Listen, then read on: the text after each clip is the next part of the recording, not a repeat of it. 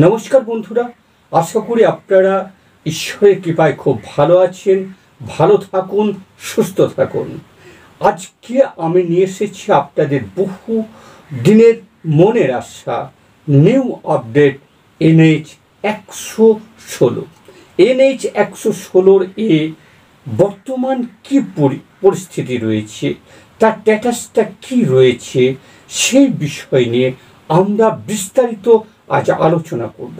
যে সত্যি কি টেন্ডার ডাকা হচ্ছে, টেন্ডার ডাকা হবে, যদি হয় তাহলে কবে থেকে হবে, এই বিষয় নিয়ে বিস্তারিত আলোচনা করার আগে শুধু আপনাদেরকে বলবো যে আমার এই চ্যানেলটাকে একটা লাইক করুন, একটা শেয়ার করুন, আর অন্তত একটা সাবস্ক্রাইব তো আমার জন্য থাকতেই পারে, না থাকার কিছু নেই।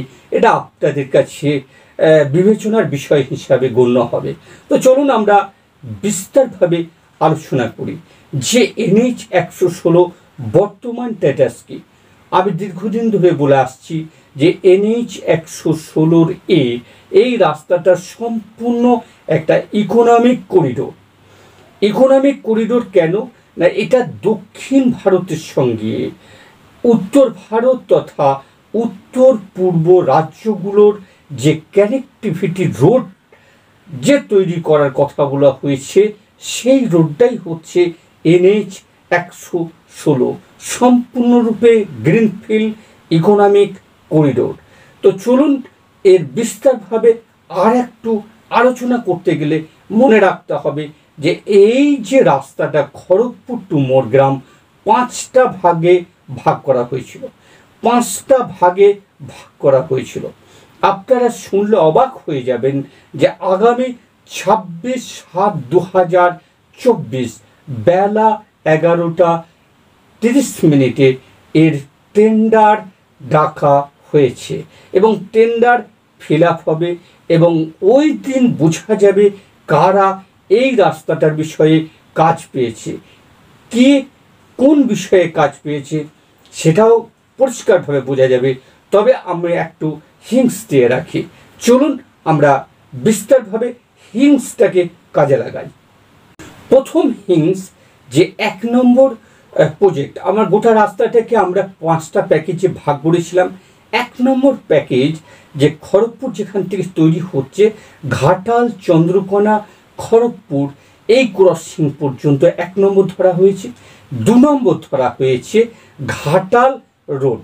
অবশ্যই আপনারা জানেন যে ঘাটাল রোড ক্রসিং পর্যন্ত প্যাকেজ 2 এর মধ্যে ফেলা হয়েছে। প্যাকেজ 3 এর মধ্যে আছে ঘুষকরা কাটোয়া রোড, যেটা মানে বর্তমানে পূর্ব বর্ধমান জেলায় মঙ্গলকোট থানা এবং ভাতার থানার সংযোগ স্থান এরোয়ার নামক একটা জায়গার মধ্যে, যেখানে তৈরি হবে একটা মানে ক্রসিং মানেই তো ওভারব্রিজ। আপনারা অবশ্যই জানেন, যদি কোনোদিন বর্ধমান রেল ব্রিজ দেখেন তো ওই রকমভাবেই তৈরি হবে। এরপরে আসছে যে 4 নম্বর যে প্যাকেজটা রয়েছে, সেটা হচ্ছে ময়ূরাক্ষী ব্রিজের আগে পর্যন্ত, অর্থাৎ ময়ূরাক্ষী ব্রিজ যখন আমরা ক্রস করব সুন্দরপুর এলাকায়, তা সুন্দরপুর এলাকার আগে পর্যন্ত আমাদের এটাকে প্যাকেজ 4 এর মধ্যে ফেলা হচ্ছে। আর ময়ূরাক্ষী ব্যারেজ মানে যে ব্রিজটা হবে আর কি, সেই ব্রিজ থেকে একবারে মোরগ্রাম পর্যন্ত এই প্যাকেজ 5 এটা ডিস্ট্রিবিউশন করা হচ্ছে। তো মোটামুটি আমরা 5টা প্যাকেজ পেয়ে গেলাম।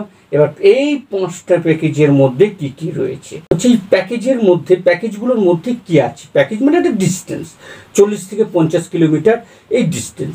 এই ডিস্টেন্সে রয়েছে আপনার জমি রয়েছে, জমির ক্ষতিপূরণ দিতে হবে। এছাড়া ওই রাস্তার মধ্যে কটা ব্রিজ হবে, কটা ওভারব্রিজ হবে, কটা কালভেট হবে, ছোট ব্রিজ হবে, তার একটা পরিসংখ্যান, সেটা নিয়েও একটা টেন্ডার ডাকা হবে। আপনার জমি আপনাকে যে অর্থ সেটাকে বুঝিয়ে দিতে হবে।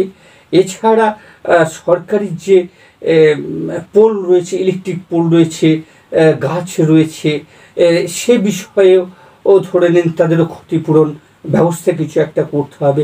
এরকমভাবে বিভিন্ন পদ্ধতিমূলক টেন্ডার ডাকা হয়েছে। আমি বিস্তারভাবে এগুলো আলোচনা করলাম। শুধু বললাম যে আপনাদের সামনে তুলে ধরার চেষ্টা করছি। ভালো থাকুন, সুস্থ থাকুন, আবার অপেক্ষা করুন।